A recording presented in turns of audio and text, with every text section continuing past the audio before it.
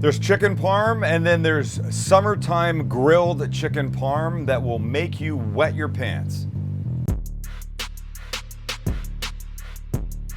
I probably didn't have to say that. A little inappropriate. But I'm telling you, the weather is hot. We're grilling the chicken. We're not making a tomato sauce. We're using slices of tomatoes that we're gonna grill to go on top of it. And we're gonna start with a key ingredient. We're making our own basil pesto. Oh crap. Making pesto is simple. Everything gets dumped into a processor, starting with a couple cloves of garlic, about a quarter cup of pine nuts. We put the lid on, we give it a quick whiz. Nice. And now the other ingredients follow, starting with about 2 cups of fresh basil leaves. Gorgeous. Half a cup of Parmesan cheese, grated in. So good. Such a great smell from this. This is a microplane zester. We've talked about it before. It's an ideal thing for grating all kinds of stuff. Next, we're making this a spicy pesto. So we're gonna take a Serrano pepper, cut the stem part off, leave the seeds. Just cut this kid into smaller pieces and drop all these right on top, like that. We'll put the lid back on. We'll mix again.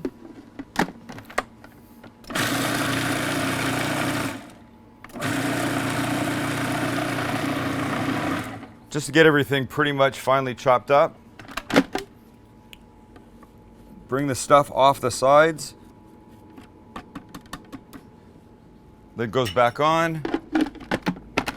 And now with the motor running, we'll drizzle in about a half a cup of olive oil.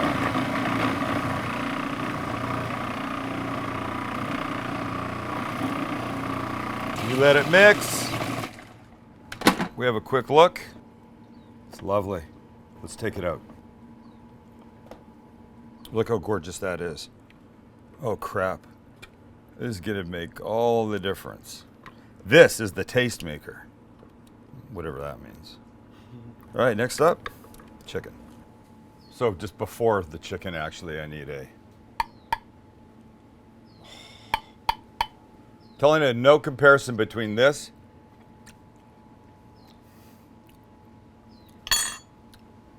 and store-bought. That Serrano was maybe the best thing you could have ever done to this. Oh my gosh, it's so good. All right, our chicken. Thighs.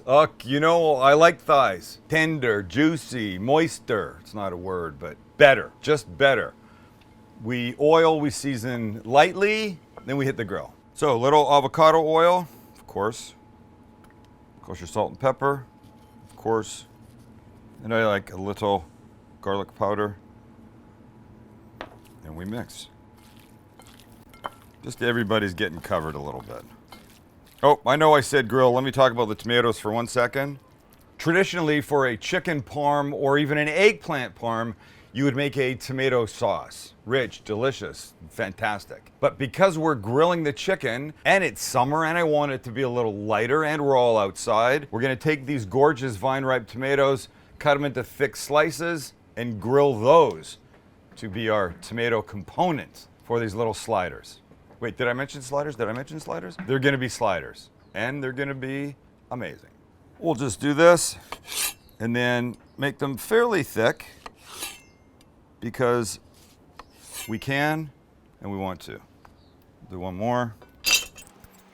Boy, when a good knife cuts, a good knife really cuts, doesn't it?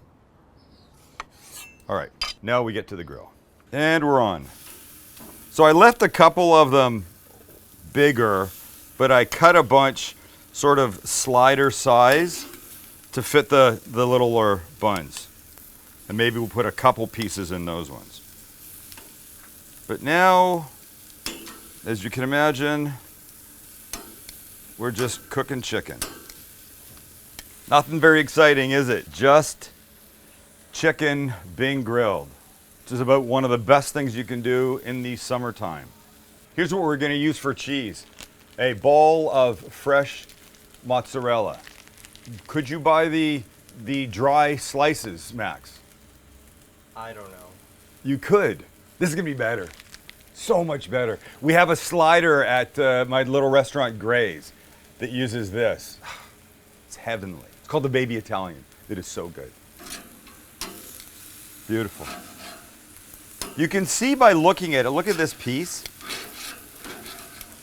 You can see the color has changed and now starting to round the edges. That's when you know that's okay to flip. Chicken's almost ready. I want to get my tomatoes happening. They don't need a lot, but the heat is gonna make them gorgeous. And now we're at the point where we can add our cheese just like this. Wow. Wow. Wow.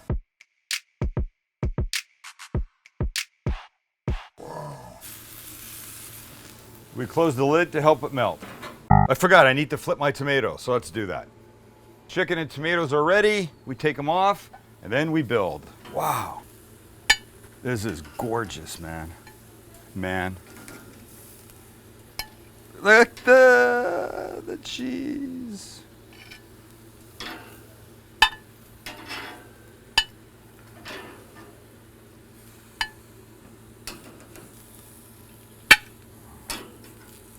Glorious. It's glorious, Max. Now these guys. Come on, everybody. Oh, I know there's people that love tomato and salad, but hate hot tomatoes. I'm not one of those. All right, first, our little brioche slider rolls. Toasted, of course. Just the thought of not toasting is just not in my head, ever, ever. The last one. And now, you know what the first thing on is? Our glorious pesto. Look at this color. Oh my gosh. The aroma from here, tremendous.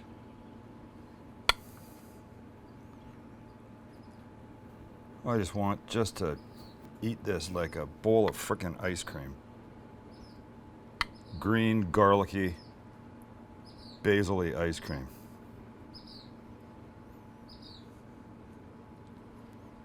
Next, the tomato. Ha. Ha ha ha. Ha ha.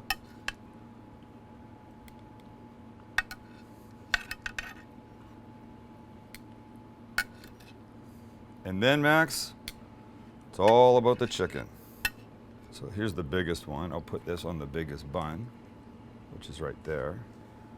Oh, maybe this one's big too. This guy can go here, like that. And then these guys. And now the lids. Whose backyard guests wouldn't want that? Being consumed socially distant, of course. Do you realize what we've done? We've inadvertently created the Italian flag. How perfect. Maybe that's where it came from. And there's your starting lineup, ladies and gentlemen, and they look pretty damn fine to me. Imagine the look on your friends' faces when you roll out a tray of these guys. That is perfection right there in a few bites. Damn it. Might be small, but it's gorgeous and it's mighty. And we eat. Got to pick the right corner. And it's this.